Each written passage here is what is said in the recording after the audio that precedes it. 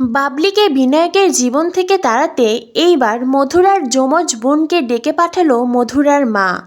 বিনায়কের মায়ের কথায় বাবলি বিনায়কের বিয়ে আটকাতেই এমন এক গভীর ষড়যন্ত্র করলেন তিনি। আপাতত মধুরার যমজ বোনকে ব্যবহার করেই বাবলি আর বিনায়ককে আলাদা করার পরিকল্পনা সবার। বন্ধুরা, বাবলি সুন্দরী ধারাবাহিকের আজকের পর্বে দেখানো হয়েছে মিমি সকলকে বেবির দিব্যি দিয়ে বলে, তোমরা বলো তো বিনায়ক চট্টরাজের সাথে এই মেয়েটার কি সত্যিই বিয়ে হয়েছে?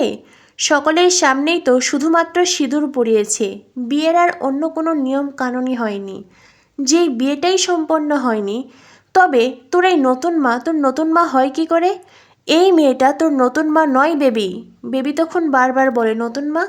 মিমি দিদি যেটা বলছে সত্যি বলছে? কি হলো, তোমরা কেউ কোনো উত্তর দিচ্ছ না কেন? মিমি বলে, কি হলো, সবাই উত্তর দাও।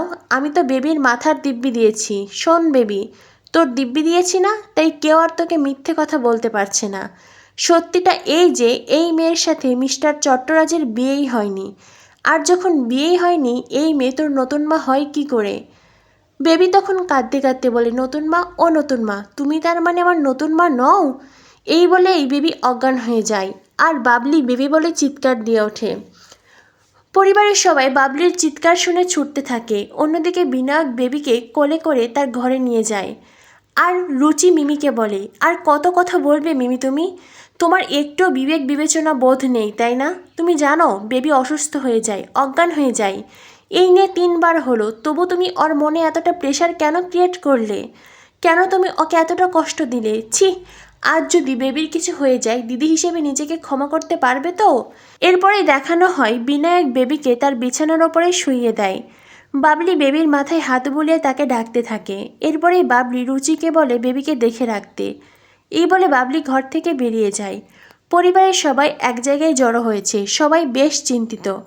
কিছু সময় পরে বাবলি ফিরে আসে, হাতে ইঞ্জেকশন আর ঔষধ নিয়ে।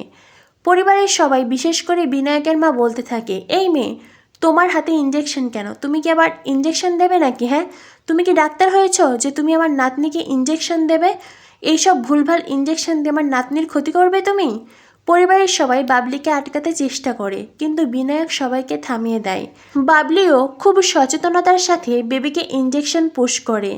কিছু সময় পরেই বেবি চোখ মেলে তাকায়, যেটা দেখে পরিবারের সবার মুখে স্বস্তি ফিরে আসে।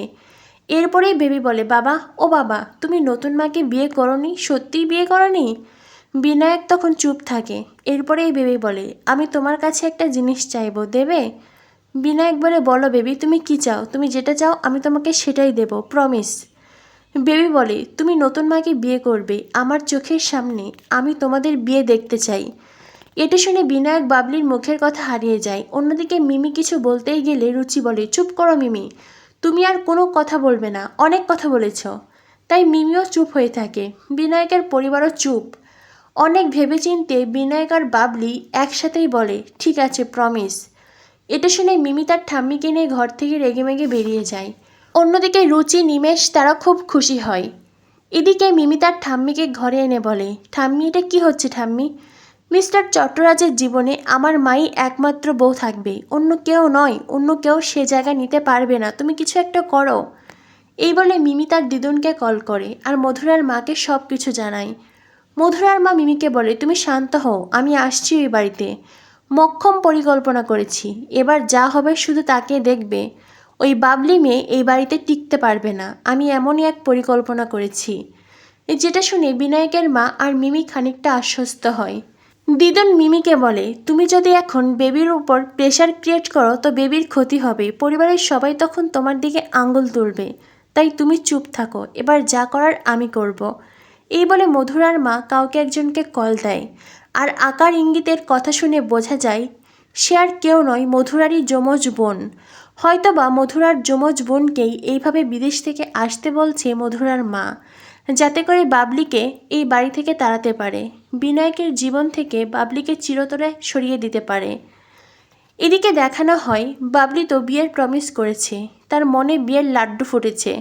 বিনায়কের কথা বারবার মনে পড়ছে। তখনই বিনায়ক বাবলিকে বলে, বাবলি, আপনার সাথে আমার কিছু কথা আছে। বাবলি বলে, বেবি ঘুমাচ্ছে, আমি তার কাছে যাই। বিনায়ক বলে তার কোনো প্রয়োজন নেই বেবি, ঠিক আছে, আপনি বরং আমার কথা শুনুন। বাবলি, আমি আপনাকে বিয়ে করছি বেবির কথা ভেবে, কিন্তু অর্চির কথাটাও ভাবছি। আমাদের এই বিয়েটাতে অর্চির নিশ্চয়ই খুব খারাপ লাগবে, তাই আমি সিদ্ধান্ত নিয়েছি অর্চির সাথে আজ একবার দেখা করব। অর্চিকে বলবো বেবির কথা ভেবে আমরাই বিয়ে করছি ঠিকই, তবে আমাদের মধ্যে স্বামী স্ত্রীর কোনো সম্পর্কই থাকবে না। 1 বছর পরে বেবি যখন আরেকটু বড় হবে আমরা কি সত্যিটা জানিয়ে দেব, তারপরে আমি নিজে দাঁড়িয়ে থেকে অর্চির সাথে আপনার বিয়ে দেব। এই কথা শুনে বাবলি মনে মনে ভাবে, লোকটা কি নিজে নিজে জ্বলতে পছন্দ করে?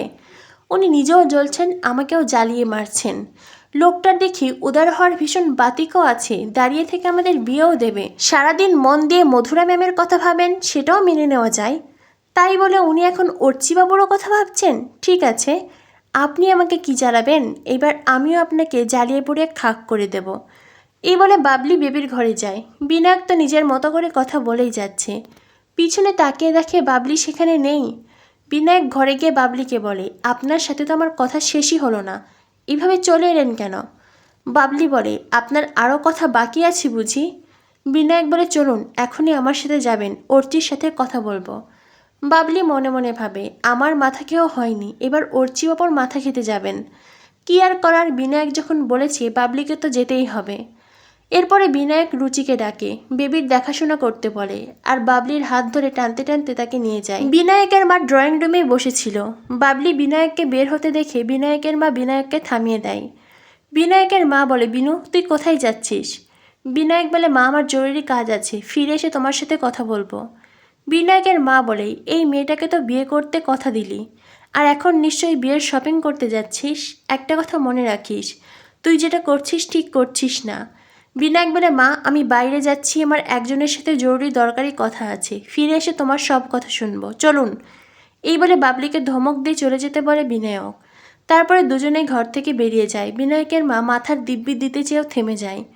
জটিলা কুটিলা বলে, মা প্লিজ আর মাথার দিব্যি দেবেন না, মাথার দিব্যিটা বড় ব্যাকডেটেড হয়ে গেছে, এগুলো আর দাদাভাই মানছে না, এখন বরং অন্য চাল দিতে হবে। আন্টি তো বললেন আন্টি বাড়িতে আসবেন, আর তারপরেই একটা মক্ষম চাল চালবেন, আমরা না হয় সেই অবধি অপেক্ষা করি।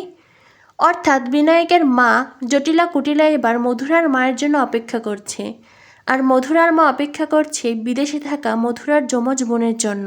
তো বন্ধুরা বুঝতেই পারছো, খেলা এবার জমে উঠেছে। কি হতে চলেছে বাবলি সুন্দরী ধারাবাহিকে। পরবর্তী আপডেট পেতে আমাদের সাথেই থেকো। ধন্যবাদ সবাইকে।